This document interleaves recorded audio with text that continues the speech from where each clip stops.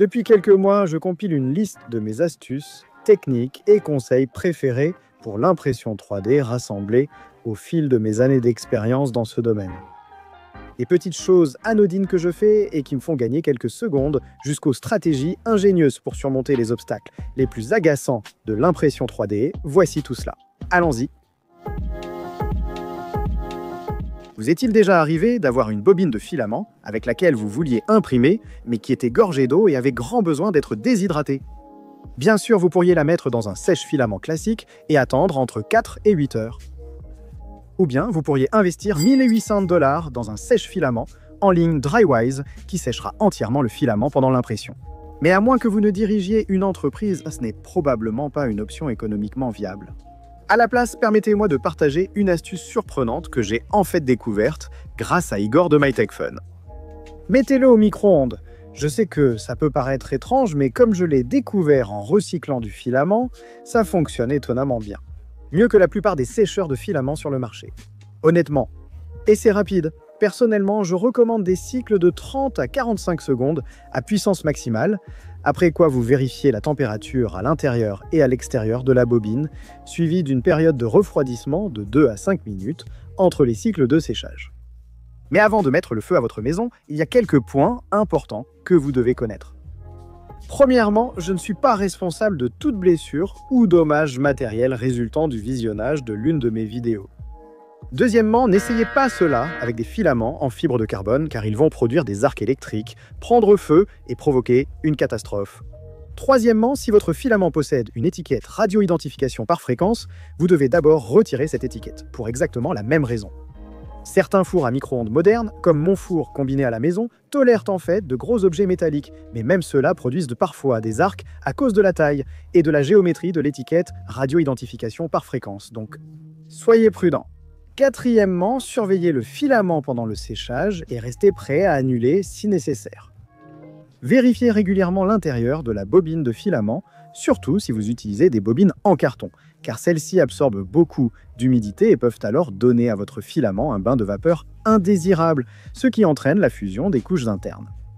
Si vous attendez que l'extérieur du filament fonde visiblement, il est déjà trop tard et vous avez ruiné toute la bobine.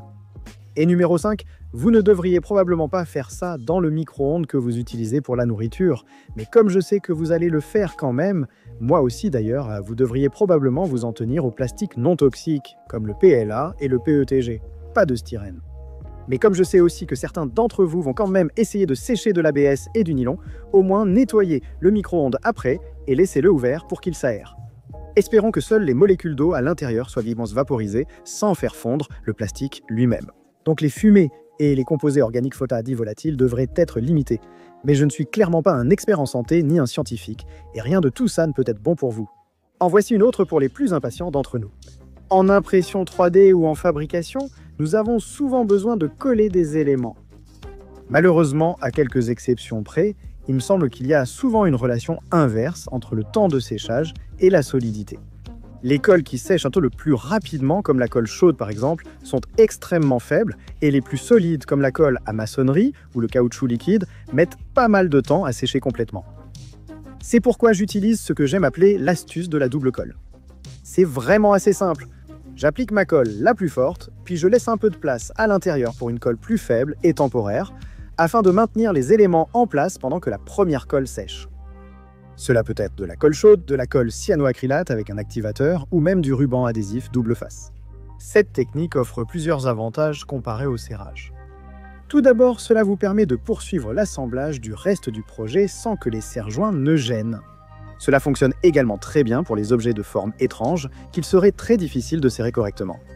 Il n'y a pas de risque que cela bouge par la suite puisque votre colle rapide le maintient immédiatement en place, contrairement à certains serre-joints. Et en plus, vous ne risquez pas d'endommager ou de rayer la pièce comme cela pourrait arriver avec certains types de serre-joints. Enfin, cela vous permet de l'oublier complètement au lieu de devoir revenir plus tard pour retirer les serre-joints. Profitez-en. Comme certains d'entre vous le savent peut-être, j'imprime énormément de filaments recyclés faits maison, ce qui veut dire que j'ai plus de bouchons dans mes buses que probablement n'importe qui d'autre sur Terre. Bien sûr, parfois une aiguille d'acupuncture ou enfoncer un objet chauffé dans votre extrudeuse peut suffire, mais parfois ce n'est pas le cas. Surtout avec la popularité croissante des buses CHT et à haut débit qui, à cause de leur géométrie interne, peuvent avoir des bouchons vraiment monstrueux. Et donc, même si c'est déjà une technique assez connue, pour ceux d'entre vous qui ne la connaissent pas encore ou qui veulent se rafraîchir la mémoire, je pense être très qualifié pour vous enseigner l'art du cold pull. D'abord, boucher la buse. Fait. Deuxième étape, chauffer l'extrudeur à la température maximale ou proche de celle-ci et essayer de purger. La chaleur peut souvent résoudre les bouchons, mais même si cela ne fonctionne pas, cela aidera le matériau à circuler autour de l'obstruction.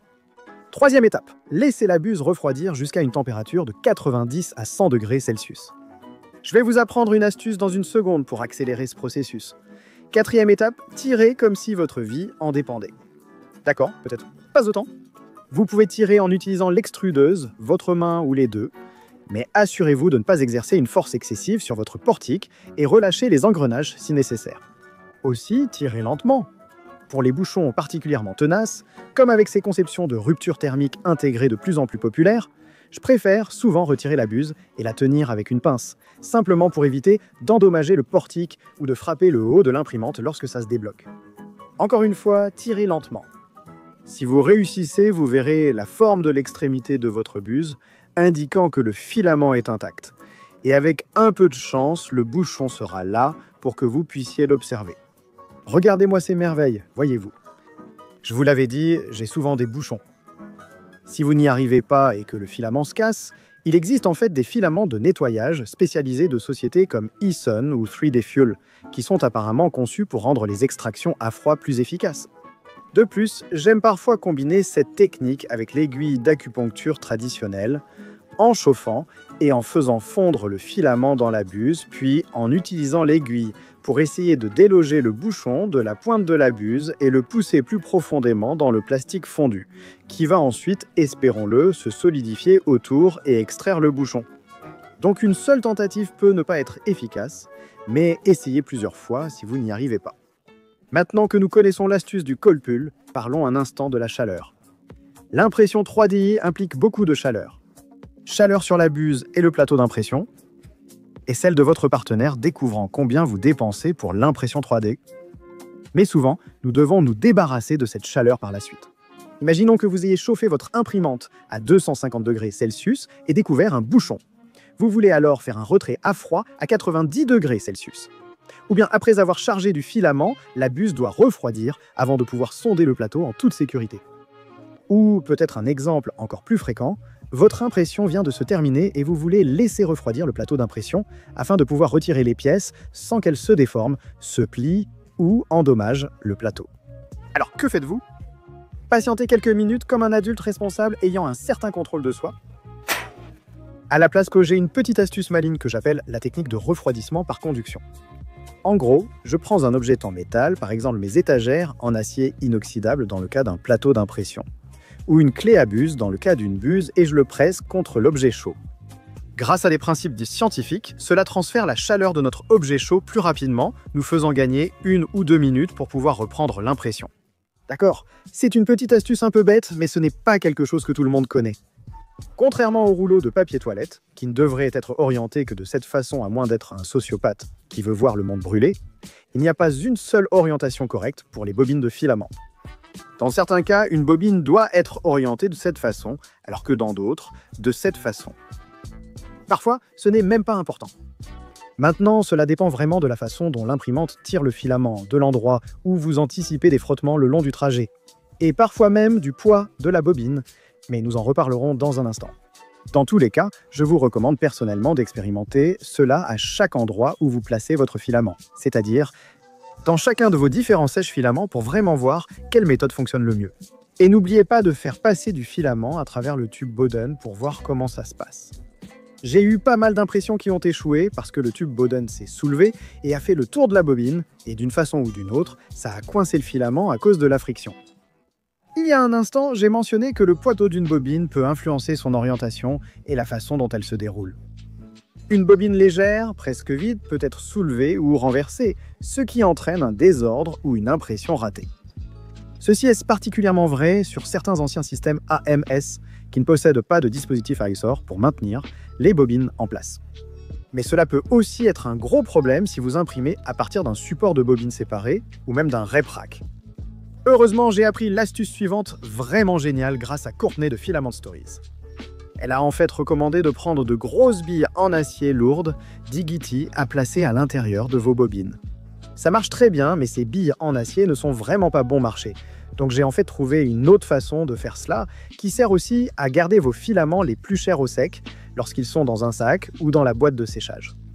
Il suffit d'imprimer ces boîtiers de dessicant, de les remplir avec du dessicant ou autre, et de les placer dans vos bobines. Vous pouvez aussi, si vous le souhaitez, acheter ce dessicant haut de gamme et très efficace que Slice Engineering vend dans un contenant de taille similaire pour le même usage. Dans tous les cas, plus besoin de s'inquiéter des blocages de bobines. Attendez. En montant cette vidéo, j'en ai en fait trouvé une autre. Mais pour être totalement honnête, je n'ai pas encore pu l'essayer moi-même car j'attends toujours certaines pièces. Je suis impatient de l'essayer et je tenais à vous en faire part. Vous savez que les imprimantes 3D deviennent de plus en plus grandes ces derniers temps. Dans la plupart des machines plus grandes, cela implique des tubes Bowden plus longs. Et c'est là que ce petit outil ou astuce devient super utile. C'est un pouce-filament portatif alimenté par batterie qui fait passer votre filament à travers un tube.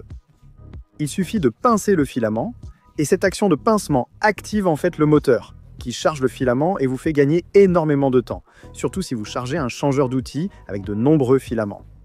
Je dois être honnête, j'ai moi-même eu cette idée il y a quelques temps en discutant avec un invité lors d'un podcast, mais je n'ai pas les compétences en conception assistée par ordinateur pour la réaliser. Et en fait, j'envisage de faire un défi conception assisté par ordinateur de 30 jours justement pour cette raison, où je vous emmènerai avec moi dans un parcours pour essayer de devenir un meilleur designer et partager ce que j'ai appris et comment je m'y prends. Mais en ce moment, j'essaie de convaincre les gens de chez Onshape que ce serait une super vidéo que vous aimeriez regarder. Alors laissez un commentaire ci-dessous pour leur dire si j'ai raison ou non, et j'espère qu'on pourra faire cette vidéo.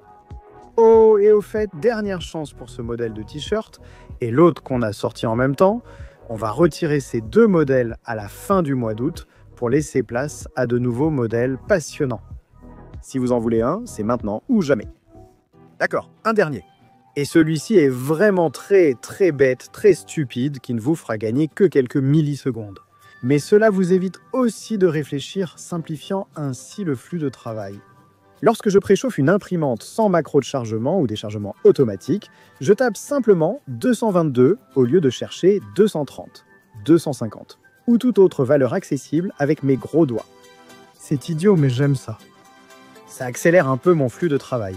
Mais j'aimerais savoir, quels sont vos petits trucs pour rendre votre flux de travail en impression 3D plus agréable?